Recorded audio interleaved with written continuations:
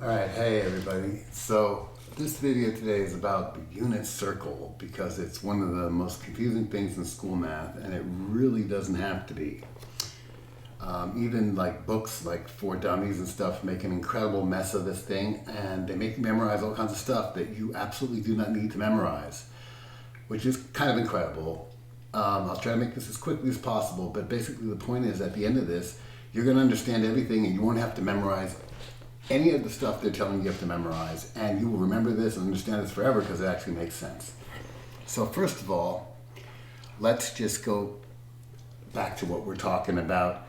What we're talking about in the most basic sense, right, is trigonometry. So like we're talking about cosine, sine, and tan. So what I like to do at the beginning of this topic, because often the confusion is rooted in the way beginning of this whole thing, is to just explain what trigonometry really is, because 90% of kids, students at this point have actually forgotten what it is that we're talking about. So, trigonometry is really nothing else than similar triangles. Right? Sounds surprising. It's a 7th, 8th grade topic. Remember, if you have two triangles that are similar, that means like they have the same angles, okay? Then if this side is 4 and this side is 6, and this triangle is 3 times bigger, the angles are the same, but the sides are all 3 times bigger, so this would be 12 and this would be 18. What this means is that the ratios in these triangles are going to be the same. In other words, 6 divided by 4 is going to be 18 divided by 12, right? In fact, we can just, obviously divide the fraction, reduce it, we get 6/4. Okay, now this is the most important thing to understand, is that similar triangles with the same angles, have the same ratios. That's really basically what 7th and 8th grade was about in terms of geometry. And sine and cosine are nothing else than these ratios written down in a more formal manner. It really is important to understand that sine, cosine, and tan do not depend on the size of the triangle. They depend simply on the ratios. That's the whole idea. All that sine and cosine are, and tan, are basically these ratios written down for each specific angle. So like for a 10-degree angle triangle, we're going to have a certain ratios. It doesn't matter how big the triangle is, because that's what we're talking about. That's the whole point. The question that the unit circle is trying to answer is what happens when our triangles go beyond 90. Because if you think about it, here you have a triangle with an angle. Now what happens if that angle gets bigger and then bigger to the point where it's equal to 90? That would mean you have two 90-degree triangles, two 90-degree angles in one triangle, and then this is obviously not a triangle anymore.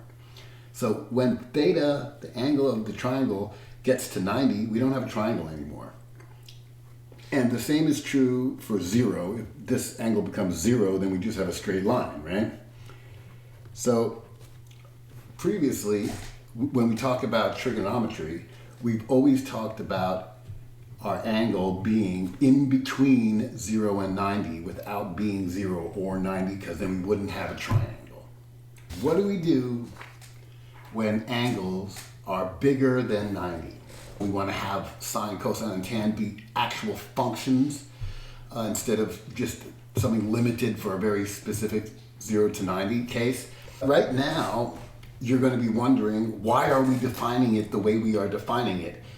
Couldn't we define it some other way? And the answer is probably, yeah, you could. When we have an angle that goes beyond 90, so let's say, for instance, theta is 130. We just make the closest triangle we can to the x-axis. So if our angle here is 130, the x-axis that is closest, we're in the quadrant right here, that's our x-axis. And we make a triangle to that x-axis. And what we have to figure out is what angle are we talking about? Well, hopefully this is clear that this is 180. So if this is 130, then how much is left? Well, 50, okay? That's not hard. And that is really the extent of this whole thing.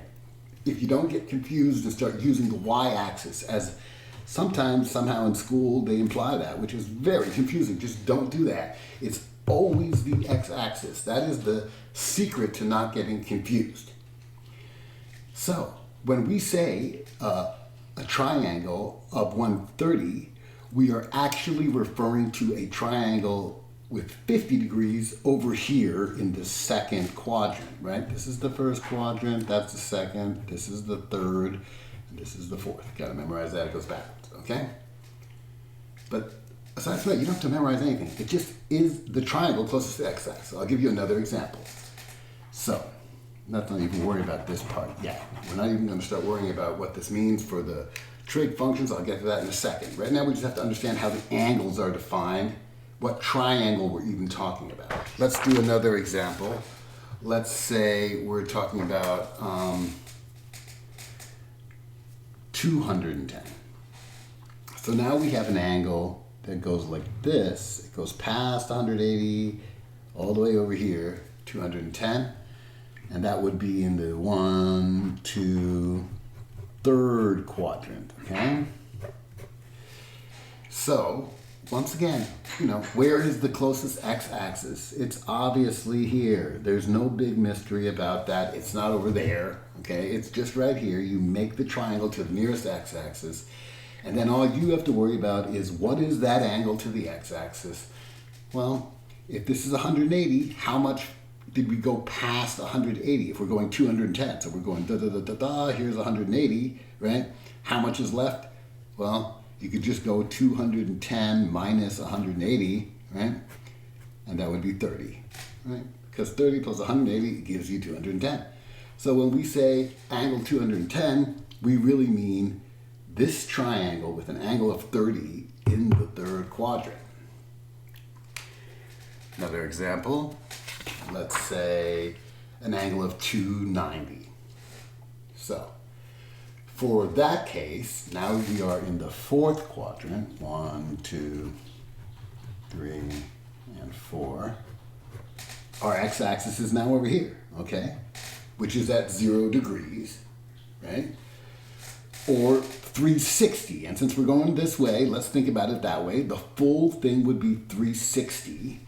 We have gone 290. So now remember, always comparing to the x-axis. That is the most important thing, to not get confused. We're just going to say, okay, I've gone 290. How much is left until I get to 360, which is the x-axis? So then it would just be 360 minus 290, which is 70. And that makes sense because 70 plus 290 would give us 360, right? A full rotation. So what we would be talking about when we say angle 290 is that we're actually talking about an angle of 70 in the fourth quadrant. Now this is one of these moments where if you were to somehow involve 270 and be like, oh, the angle is 20 because that's the difference between 290 and 270, you'd be talking about this angle here, which is not what we are interested in. Because once again, it's the x-axis. That's all. Don't involve anything on the y-axis.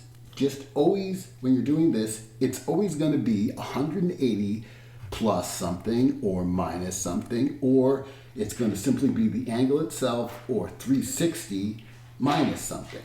Okay, so the only two numbers you're going to be working with are 180 and 360. There's more to be said, like what happens if you go around more often. That's really not hard either. You just keep doing the same thing, but let's not make it confusing right now.